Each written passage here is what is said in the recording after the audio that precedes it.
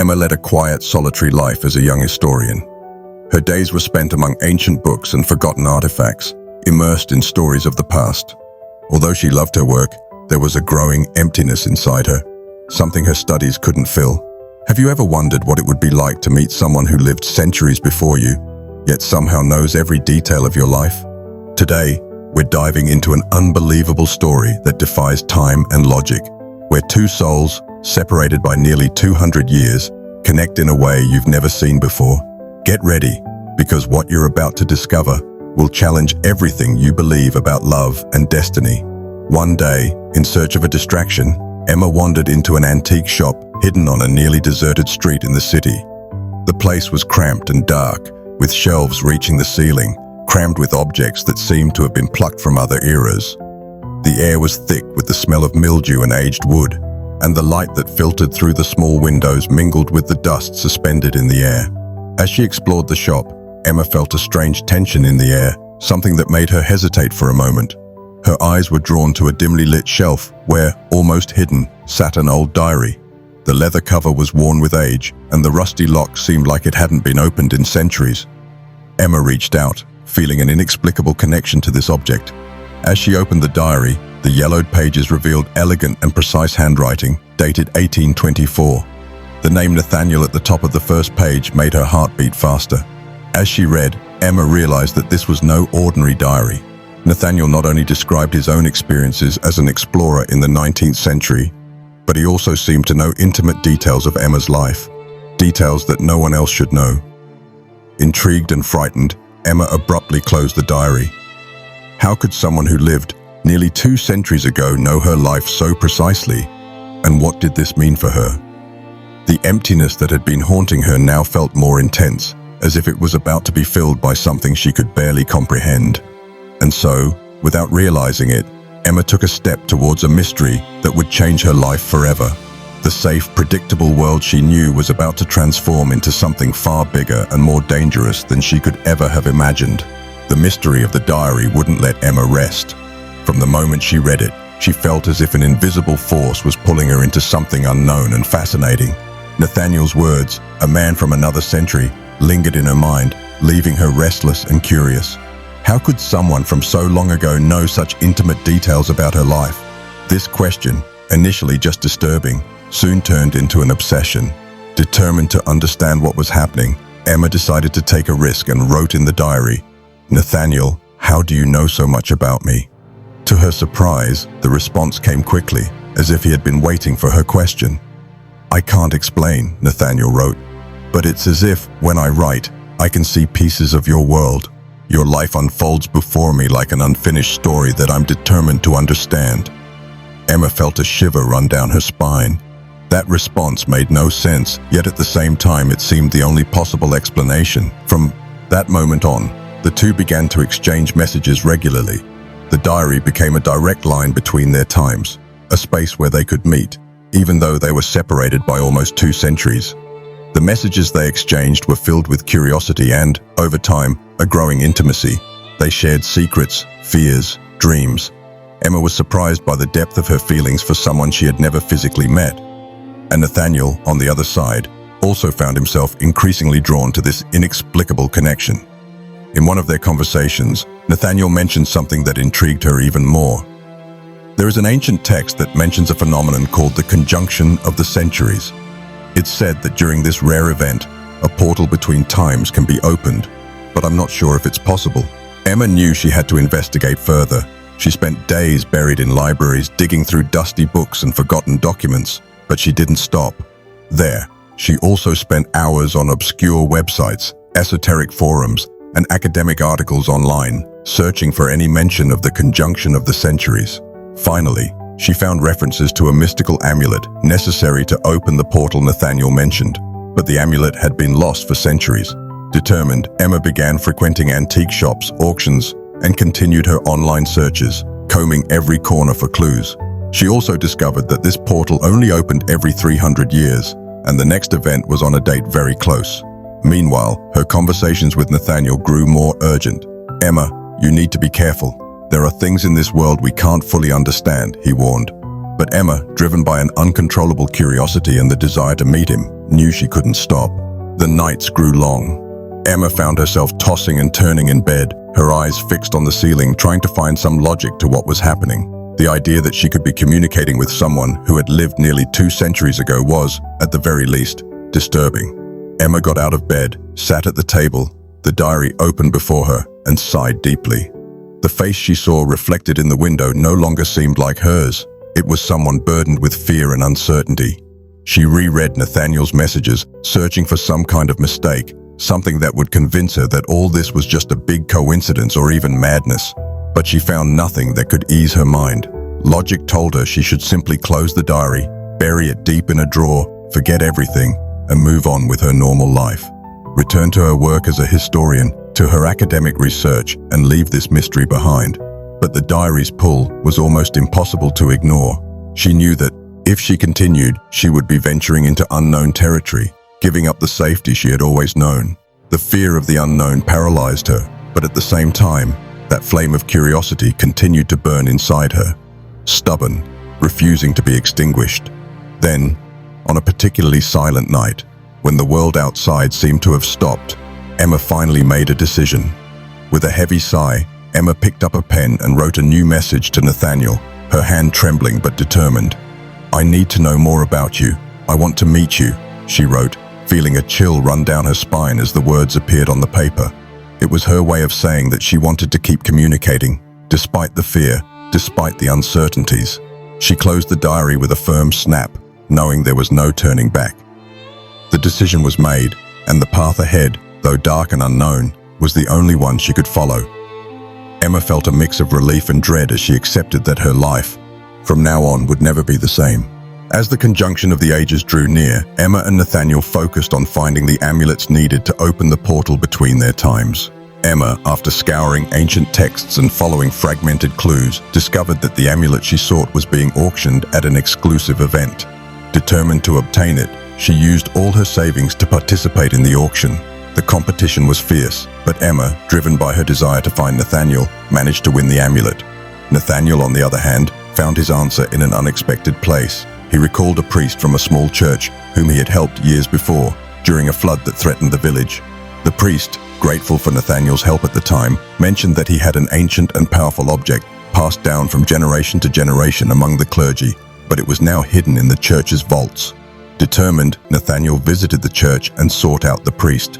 After explaining his quest and the encounter with Emma, the priest, recognizing Nathaniel's sincerity and desperation, revealed that the amulet was kept in the church's crypt, protected for centuries by his order.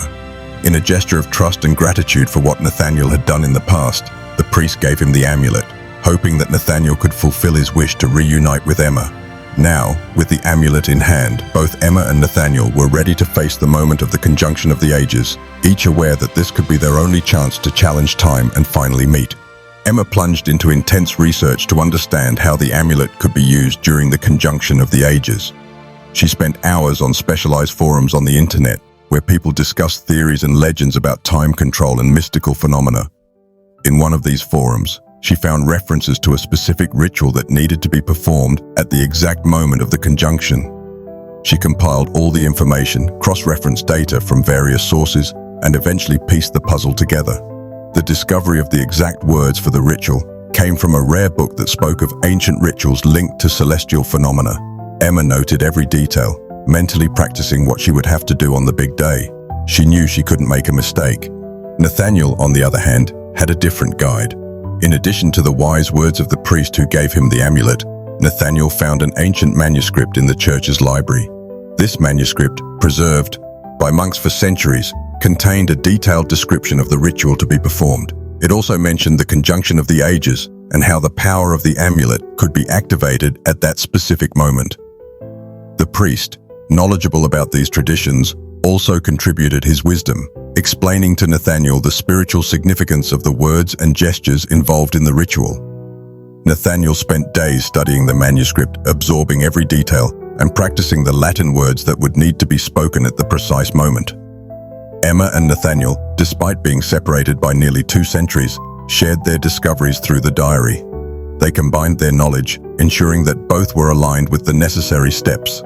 This long-distance collaboration was crucial for both to be ready for the decisive moment. The long-awaited moment finally arrived, and the air around Emma and Nathaniel was thick with almost unbearable tension. The moment of the conjunction of the ages was tonight, exactly at midnight. In Emma's apartment, the lights flickered slightly, as if time itself was beginning to warp around her.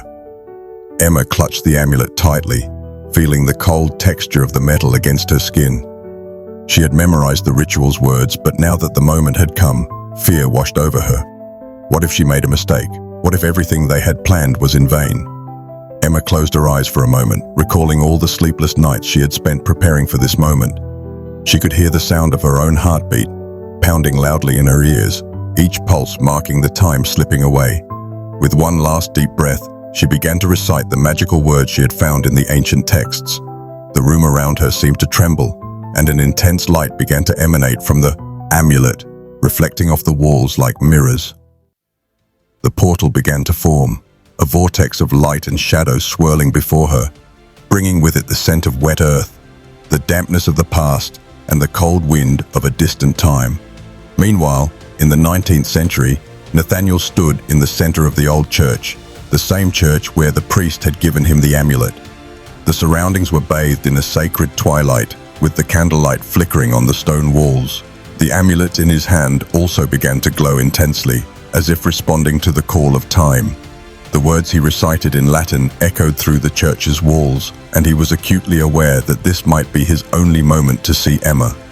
The portal before him began to open, swirling in a dance of light and shadows, connecting two worlds, two times, and two souls that were never meant to meet. And then, at the height of the conjunction, it happened. Time collapsed upon itself, and the portals that Emma and Nathaniel opened met, crossing the invisible barrier between the centuries. For a brief and intense moment, they were face to face. The sensation was surreal. The space around them seemed to be made of pure emotion, as if the air was charged with all the feelings they had never been able to express. Emma saw Nathaniel there, before her, his eyes reflecting the same mixture of love and despair that she felt. Words became unnecessary. Everything they felt was present in that gaze, in that single touch of hands as Emma's fingers touched Nathaniel's. The electricity that passed between them was overwhelming, and in 1 second, they were more connected than they had ever been in their solitary lives. But the moment was fleeting. The portal wavered, unstable, and time, though temporarily conquered, was not easily defeated. Both knew they had to make a quick and irreversible decision: cross the portal into each other's time, risking destroying everything they knew, or accept that their connection, however powerful, could not defy the immutable laws of the universe. Emma looked at Nathaniel, tears streaming down her face. She wanted to cross over, wanted to be with him, but she knew the price would be too high. The same dilemma was in Nathaniel's heart, feeling the irresistible pull to join Emma, but also understanding the possible consequences. They had only a moment, one last look to decide. With a deep sigh, both, in a silent and painful agreement, accepted that their love would transcend time, but not the laws that separated them. They let go of each other's hands, the portal began to close, and in the blink of an eye, everything vanished, leaving them alone in their respective worlds, but forever connected by the unique experience they shared. The air around Emma still vibrated with the energy of the newly closed portal, leaving a sense of emptiness and fullness at the same time. The encounter with Nathaniel had been brief, almost like a dream, but the impact of that moment resonated in every part of her being. Nathaniel, for his part, felt the same in his own time. The silence that surrounded him was almost deafening, but within himself there was an unexpected serenity. The sight of Emma, even for just a moment, had been enough to change something fundamental within him. The revelation they both reached was not the physical union they so desired. Instead, they discovered something much deeper and more lasting: the certainty that the love between them transcended time, defying the laws of the universe. The brief vision of each other was like a spark of eternity, proving that the connection they had built through words and across the centuries was real, tangible, even if they could not be together in the way they had dreamed. For Emma, this revelation brought a surprising calm. She understood that love does not need to be measured by time or physical proximity. It is, in its essence, a force that can cross any barrier. Sitting in her apartment, with the diary closed in her hands, she smiled with a bittersweet sadness. The love she and Nathaniel shared was something few ever experienced. a realization that no time or distance could erase. Nathaniel, looking at the stars of a bygone era, felt an unbreakable connection with Emma. He knew that although they were separated by centuries, that brief and intense experience had sealed the bond between them forever. And that, in itself, was the greatest realization he could imagine, an eternal love, immortalized in a single fleeting moment. After the encounter for Emma, nothing seemed the same. Every object around her seemed laden with a new and profound sadness, reflecting the emptiness left by the brief meeting with Nathaniel. She felt disconnected from reality, as if part of her soul was still trapped in that moment when time had stopped. The diary, which had once been her bridge to Nathaniel, was now silent, unresponsive, as if its purpose had been fulfilled. Now, the diary no longer worked, leaving Emma with a sense of loss and longing. Meanwhile, Nathaniel also faced the weight of the separation in his own time. His study, which had once been a refuge of knowledge and discovery, now seemed devoid of life. The experience with Emma had shown him a love that transcended time, but he found himself alone again, trapped in a time that no longer felt so welcoming.